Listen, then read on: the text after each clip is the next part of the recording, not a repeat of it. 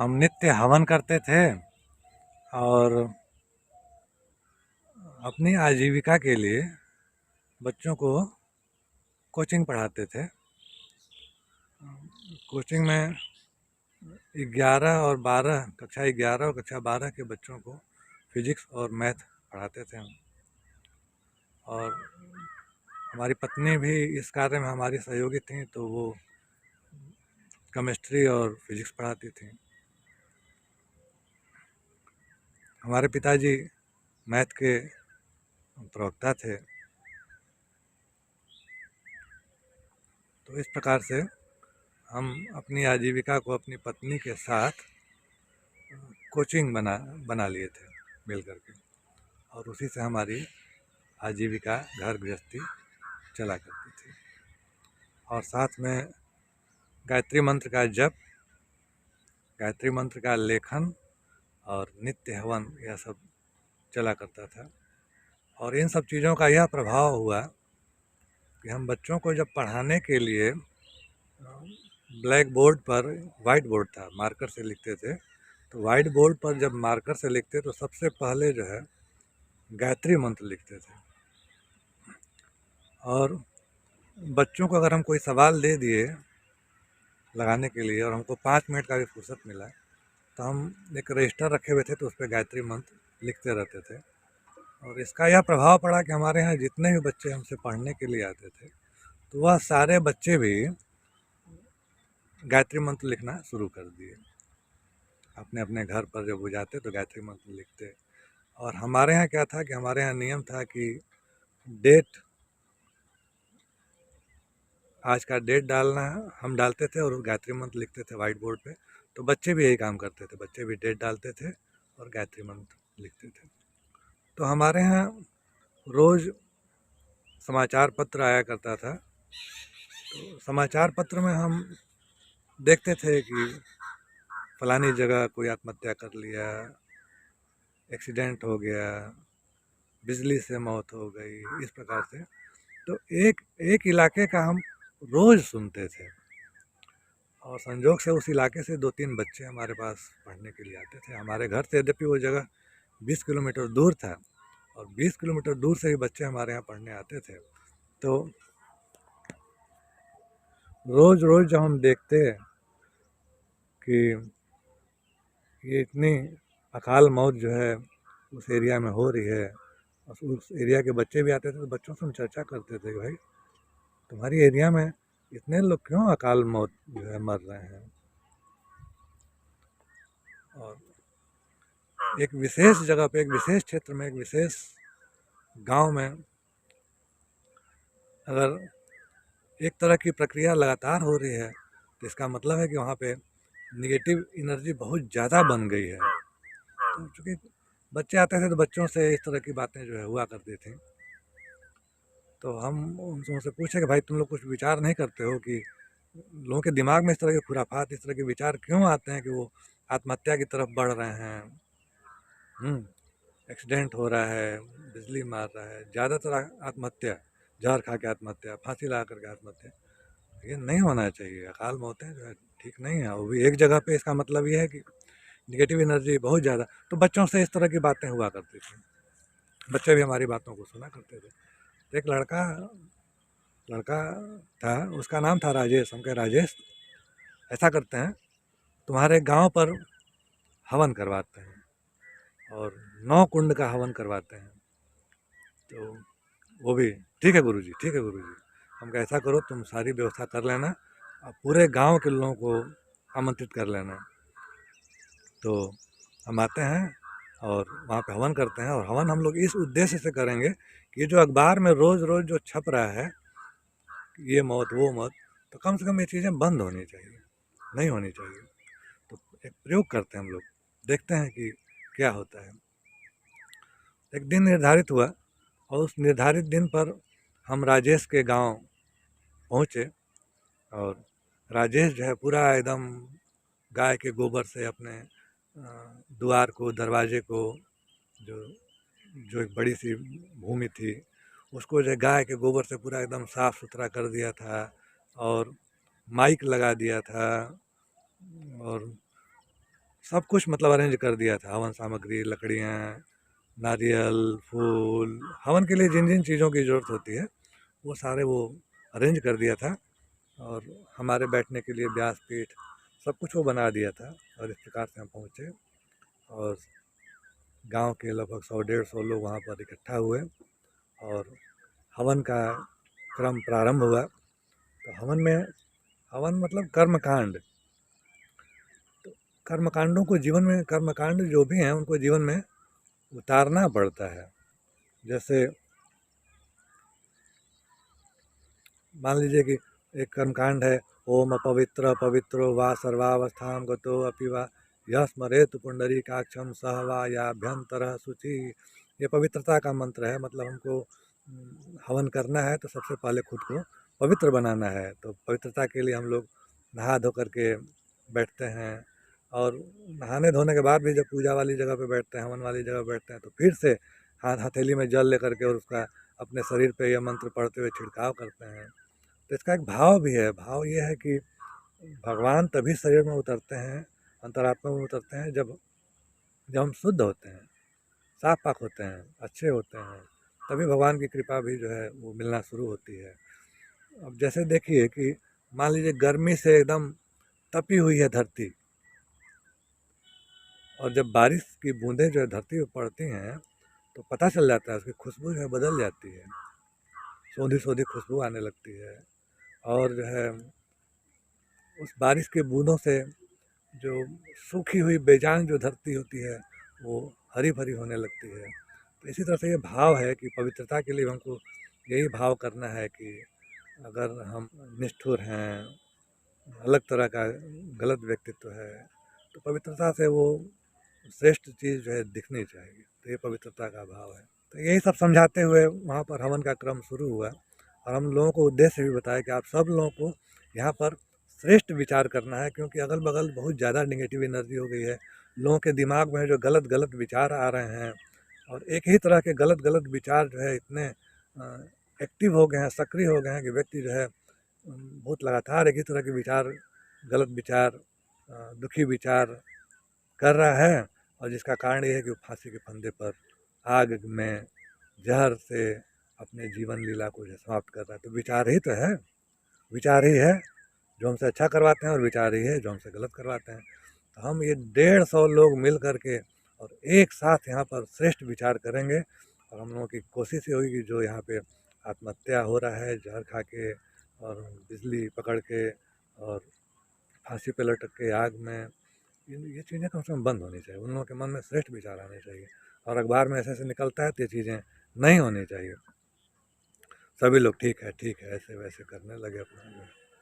और सब लोग को ये भी लगा भाई, चूँकि वो हमारा विद्यार्थी था, स्टूडेंट था, हमको करीब से जानता था, तो इस तरह से प्रचार प्रसार भी किया था कि लोग हमारी बातों को सुने और हमको माने और उसका अनुसरण करें। तो मंत्रों को पढ़ते पढ़ते ना, तो उसमें क्या है कि एक रक्षा का घेरा बनाया जाता है, सुरक्षा घेरा बनाया जाता है। तो हम सबसे बोल दिए थे पहले कि देखिए भाई, एक सुरक्षा घेरा निर्मित किया जा रहा है, और इस सुरक्षा घेरा में हम लोग पॉजिटिविटी लाएंगे। लेकिन निगेटिविटी बहुत परेशान भी होती है, वो चाहती है कि हमारा साम्राज्य रहे। तो अगर निगेटिव एनर्जी आएगी तो आप सब लोगों का विचार बदलने लगेगा, और विचार अगर बदलेगा तो यहाँ से आप लोग उठ के जाइएगा मत, यहीं पे अपना स्थान ग्रहण किए रहिएगा। तो हम लोग संकल्प दिलवाए, हाथ में अक्षत और पुष्प दिलवा करके, और संकल्प दिलवाए, और सभी लोगों से बुलवाए कि हम जब तक यह पूजा समाप्त नहीं होगा, कोई भी विघ्न बाधा का अवसर होगा, तब भी यहीं बैठे रहेंगे, उठ करके यहाँ से जाएंगे नहीं, पूजा समाप्त होने पे ही जाएंगे। पूजा का क्रम चल रहा था, रक्षा वाला मंत्र जो है पढ़ा जा चुका था, अग्नि स्थापना की बारी आने ही वाली थी हवन में। और तब तक क्या हुआ कि गांव में कहीं पे लड़ाई, दो पक्ष जो है आपस में लड़ने लगे, उसका शोरगुल होने लगा, और लोग जो है उठने की मुद्रा में आने लगे। हम लोगों को संकल्प याद दिलवाया, अरे आप अपना संकल्प याद रखिए, बिल्कुल स्थान छोड़िएगा मत, बैठे रहिएगा, शांति से चुपचाप बैठे रहिए, बस थोड़ी देर में पूजा खत्म हो जाएगा, जो लड़ रहा है जहाँ पे लड़ रहा है उसको लड़ने दीजिए, अभी आप लोग यहाँ ध्यान लगाइए, यहाँ मन लगाइए। तो एक बार पुनः लोग बात माने और बैठ गए। इस तरह से अग्नि स्थापना का क्रम जो हो गया, अग्नि स्थापित हो गई हवन की। और अब हम लोग को आहुति डालना था। आहुति डालना था तब तक क्या हुआ कि किसी की भैंस खुल गई, और भैंस इतनी तेजी से दौड़ते हुए हवन वाली जगह की तरफ आना शुरू की कि लोग डर गए। अब फिर से उठने की मुद्रा में हुए। हम कहे नहीं नहीं, बिल्कुल मत, आप लोग घायल हो जाइएगा लेकिन स्थान मत छोड़िएगा, बैठे रहिएगा। खैर, जिसका भैंस था वो हल्ला करते हुए आया अपना जो है संजोग से, और जो हम लोग की जो है जनता थी हवन करने वाली, उस तक भैंस आए उससे पहले। तो इस प्रकार से जिसकी भैंस थी वो आया और अपनी भैंस को लेकर गया। तो 2-3 अवसर वहाँ पर ऐसे आए जहाँ पर जो है हम लोग का जो हवन था, वो जो यज्ञ था, वो खंडित होने वाला था। जाहिर सी बात है कि जो वातावरण में जो जो बुरे विचार हैं वो नहीं चाहते हैं कि कुछ श्रेष्ठ कार्य हो, तो वो जो है विघ्न बाधा जो है डालते हैं।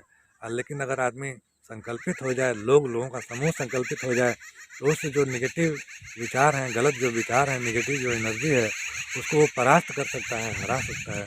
इस प्रकार से वहाँ पे यज्ञ का जो कार्यक्रम है उस दिन का वो समाप्त हुआ। सारे लोग प्रसाद लिए, सब लोग खुश थे, प्रसन्न थे, हमारे पास आते थे, हमसे लोग बातें पूछते थे, करते थे, और हमसे तरह तरह के प्रश्न हमसे पूछते थे, उसका हम निवारण बताने की कोशिश करते थे। तो फिर जब वहाँ से हम वापस लौटे तो हम न्यूज़ पत्र में फिर से देखना शुरू किए, और उस इलाके के जो बच्चे थे उनसे भी पूछना शुरू किए, और सालों तक हम नहीं देखे कि वहाँ पर कभी आत्महत्या की घटना हुई हो। पत्रों के माध्यम से और उन बच्चों के माध्यम से हम पता किए, और वर्षों तक हमको यह जानकारी नहीं मिली कि हाँ अब कोई आत्महत्या कर रहा है। तो क्या यह पावर हमारे भीतर था, यह ताकत जो है हमारे भीतर थी कि हम जो है वहाँ के विचारों को ऐसा कर दें कि लोग श्रेष्ठ विचार करने लगें और जो निगेटिव विचार हैं वो समाप्त हो जाएं? नहीं, ये चीज़ हमारे भीतर नहीं है। ये कहाँ से ये चीज़ आई? तो यज्ञ के द्वारा, हवन के द्वारा लोगों के विचारों को परिवर्तित किया जा सकता है। कैसे? तो जो हमारे प्राचीन जो ऋषि महात्मा हैं, संत हैं, जो जो यज्ञ की महत्ता को समझे और उसको लोगों के लिए प्रस्तुत किए। गीता में भी लिखा है कि जो यज्ञ नहीं करता है वो चोर है, जो बिना यज्ञ किए खाता है वो पाप खाता है। तो जाहिर सी बात है कि भगवान की चीज़ है, भगवान की व्यवस्था है, यज्ञीय व्यवस्था है इस प्रकृति की। तो विचार बदलते कैसे हैं? तो साइंटिफिक है, वैज्ञानिक है। तो यज्ञ में, हवन में हम 3 चीज़ें डालते हैं। तो क्या क्या डालते हैं 3 चीज़ें? तो पहला होता है जड़ी बूटी और घी। जो दूसरा होता है वह होता है अन्न, जैसे काला तिल, जौ, चावल, ये अन्न हो गया। और जो तीसरी जो चीज़ होती है वो होती है मिष्ठान। तो जो जड़ी बूटियां हैं, प्रकृति जो है जड़ी बूटियां दी हुई है, सुगंधित द्रव्य दी हुई है अनेकों, इलायची है, लौंग है, जावित्री है, जायफल है, तेज पत्ता है, ऐसी अनेक, गूगल है, मतलब अनेकों जड़ी बूटियां हैं जिनका नाम जो है याद रखना थोड़ा कठिन है।